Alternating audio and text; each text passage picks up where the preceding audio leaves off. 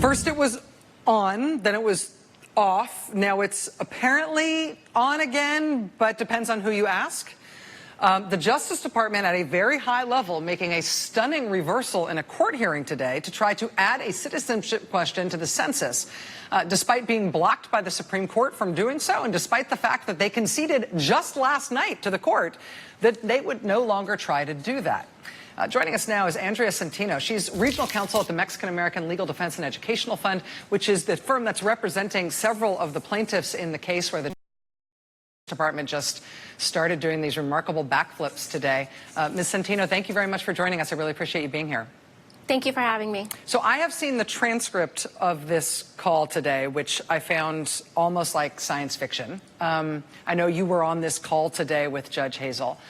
The way I read it, as somebody who was, again, just reading it and not hearing it, and somebody who's not a lawyer, was that it seemed to me like the two Justice Department lawyers on the call were really contradicting each other. One of them was saying the census is already being printed without the citizenship question. The other one was saying that he had been instructed to find a way to add that question back in, and he was trying to do so. Do you think the judge in this case has any clarity as to what is actually logistically happening right now with the census? I don't, and I think that's why he made the deadline that he did, to force the Justice Department to come back on Friday by 2 p.m. and make that clear not only to the court but to the public. Is the government going to move forward by trying to add the citizenship question back on the census or not? In terms of what happens here next, and forgive me, this is a very elementary question, but part of what seems really important to me about this in terms of the way it's going to evolve is that the courts have already said that the president and the administration, they can't add the citizenship to the question, a citizenship question to the census without coming back with a new reason for it.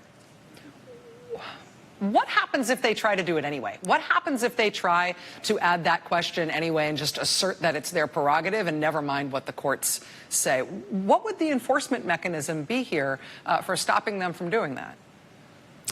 Well, you're right. The Supreme Court was very clear. You can't lie to the court about why you're taking the action you're taking. So you can't lie to the court about why you wanted to add the citizenship question to the 2020 census.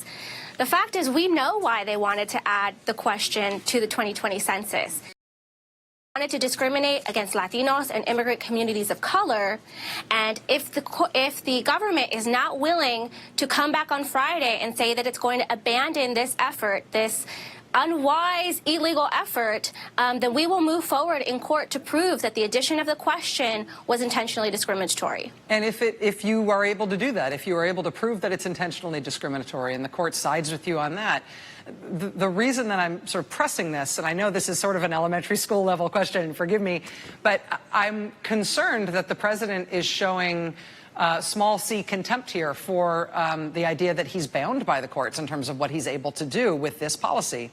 And if the courts continue to try to intervene and he directs the Justice Department and, in fact, the Census Department to not follow the court's direction, what are additional remedies, I guess?